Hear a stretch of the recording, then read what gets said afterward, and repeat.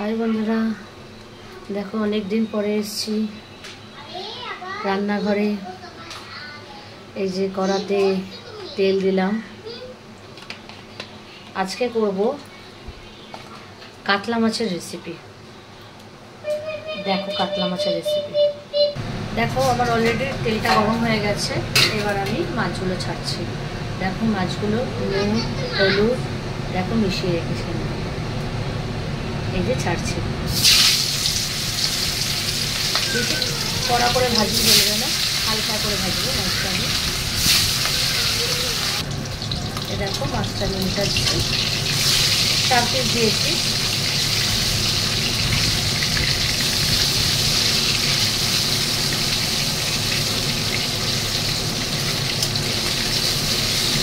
আমি বেশি জোরে করিনি, কেন মাছটা যদি কড়া হয়ে যায় খেতে ভালো লাগবে না।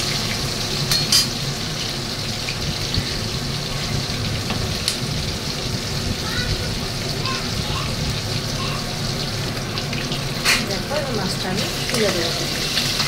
বেশি কড়া করে ভাজলে এই মাছের টেস্ট লাগবে।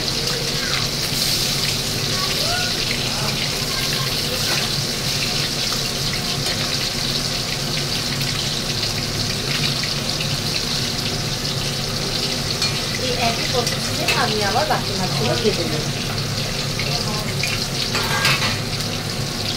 মাছগুলো ভেজে নেব।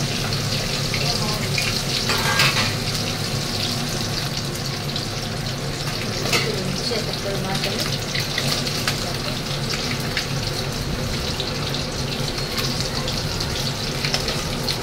হালকা করে ভেজেছি, বেশি কড়া করে ভাজিনি।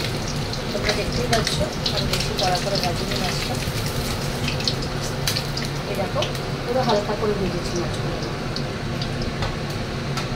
আর একটু আঁচটা ধিমে রেখেছি। ঠিক একই প্রসেসে আবার এই মাছ আমি দিচ্ছি। দেখো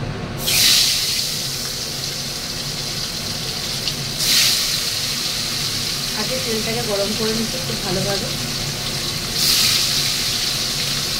এই যে 4 পিস দিয়ে দিলাম। 4 পিস তো নেই এখন, 6 পিস মাছ আছে। এই যে লাস্ট আমি দিয়ে দিলাম। দেখো এবার মাছগুলো আমি উল্টে দিচ্ছি আস্তে আস্তে করে।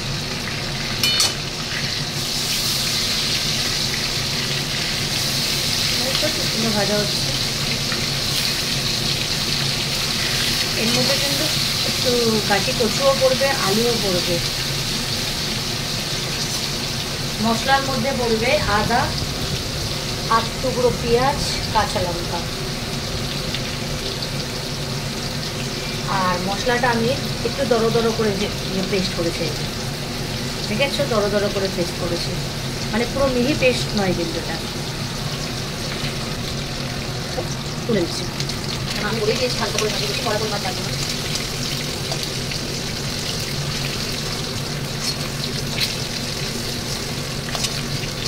দেখবে কড়া করে ভাজি মাছগুলো একটু একটু তুলতে হবে।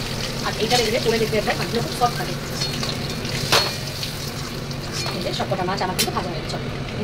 এবার আমি ফোড়ন দিচ্ছি একটা এলাচ, 2টো লবঙ্গ আর একটু দারচিনি।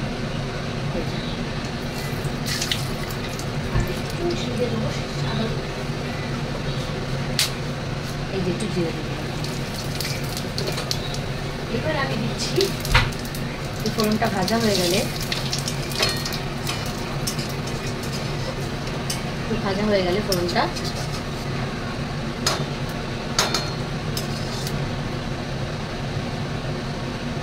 এই যে কাটি কচু আর আলু আমি দিয়ে দিচ্ছি, একসাথে দিয়ে দিচ্ছি। দেখো আমি কিন্তু বয়েল টয়েল কিছু করিনি। এর মধ্যে একটু সামান্য হলুদ আর একটু নুন দিয়ে ডাকিয়ে রেখে আর 2 টুকরো আমি তেজপাতা দিয়ে ছিঁড়ে দিয়েছি।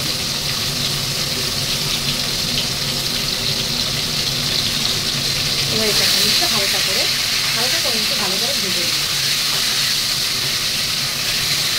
তারপর যে মশলাগুলো আমি করে রেখেছি ওই মশলাটা দিলাম।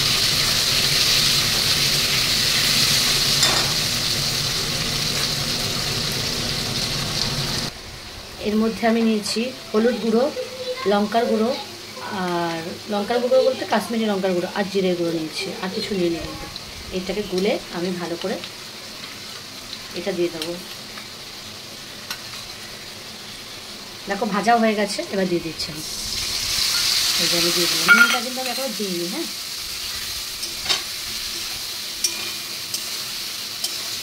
এই মশলাটা দিয়ে দিলাম।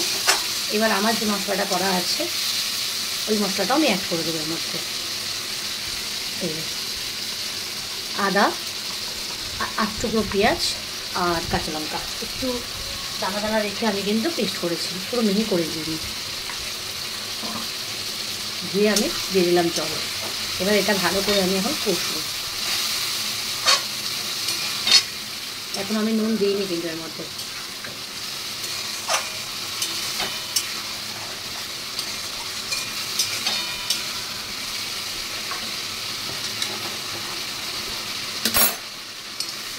কালারটা খুব সুন্দর এসছে কিন্তু দেখো।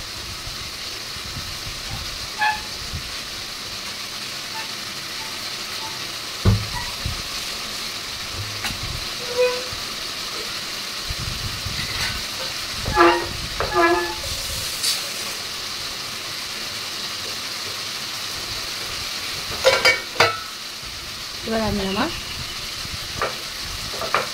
আমি আমার স্বাদ অনুযায়ী নুন দিয়ে দিচ্ছি। এই যে আমি আমার স্বাদ মতো নুন দিলাম। এবার আমি মশলাটাকে আবার নাড়াচাড়া দিচ্ছি।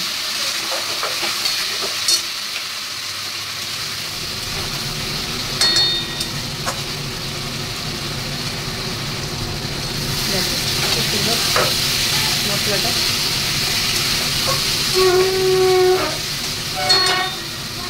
দেখো কালারটা খুব সুন্দর আসছে। দেখো এবারে এর মধ্যে আমি একটু চিনি দিয়ে দিচ্ছি, 1 চিমটে। এই দেখো 1 চিমটে আমি চিনি দিয়ে দিলাম।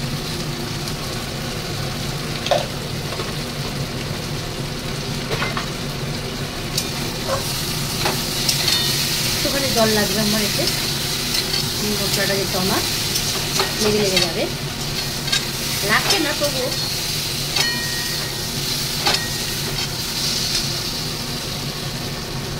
একটু জল দিয়ে দিলাম।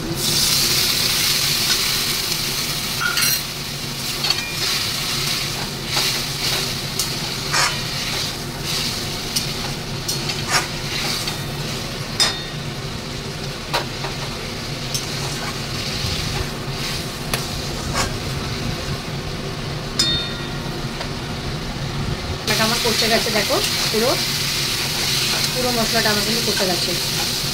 আমার সব কিন্তু সেদ্ধ হয়ে গেছে, গাঠি কচুও সেদ্ধ হয়ে গেছে, প্লাস আমার আলুও সেদ্ধ হয়ে গেছে। তাই আমার বেশি জল লাগবে না। কেন আমি কিন্তু গরম জলেই অ্যাড করে নিই সবসময়। দেখো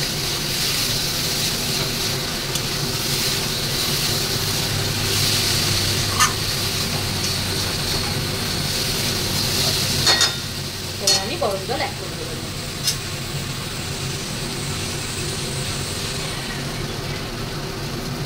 গরম জল আমি দিয়ে দিচ্ছি। আমার মশলা পুরো কষে গেছে।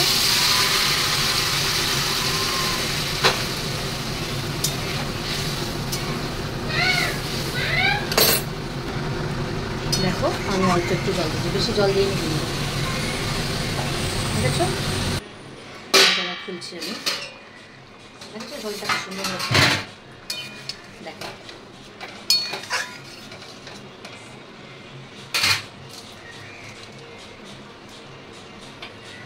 এবার আমি মাছগুলো একটা একটা করে দিয়ে দিচ্ছি।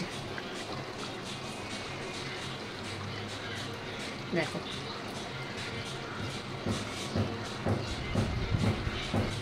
একটা একটা করে আমি মাছ দিয়ে দিচ্ছি।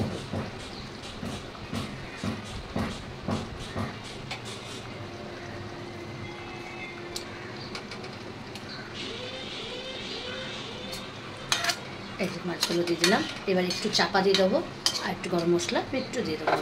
দেখো এর মধ্যে একটু গরম মশলা দিয়ে দেবো। এটা কাতলা মাছের একটা নতুন একটা, সবাই তো খেয়েছো। এই যে গরম মশলা দিয়ে দিচ্ছি আমি। দেখো সবাই গাটি কচু দিয়ে খেয়েছো, কিন্তু পেঁয়াজ দিয়ে তো খাওনি অনেকে। তাই এটা কি পেঁয়াজ দিয়ে করলাম, পেঁয়াজ কিন্তু বেশি দিইনি, জাস্ট নামকে বাঁচতে দিয়েছি পেঁয়াজটা আমি। আর আমি গাটি কচু কিন্তু বয়েলও করিনি, গাটি কচু যদি ভালো হয় তাহলে বয়েল করার কোনো প্রয়োজন নেই। এবার ঢাকনা দিলাম একটুখানির জন্য, 5 মিনিটের জন্য। দেখো 5 মিনিট হয়ে গেছে, ঢাকনাটা খুলছি। দেখো মাছটা কেমন রেডি হয়েছে, দেখেছো বন্ধুরা? আমি দিয়ে রেখে দিয়েছি দেখো। এবার এটা গরম গরম ভাতের সাথে খেয়ে দেখো কেমন লাগছে। আজ কত বড় হয়ে গেছে কিন্তু দেখো, রান্নাঘরে জানলার কাছে, দেখেছো আমার রান্নাঘরে জানলার কাছে দেখো কত সুন্দর। গাছগুলো বড় হয়েছে না? কত ছোট ছিল গাছগুলো, এখন অনেকটা বড় হয়ে গেছে। যার যার এই রেসিপিটা ভালো লাগবে তো প্লিজ এই দিদিভাইকে কমেন্ট করো আর একটু শেয়ার করে দিও।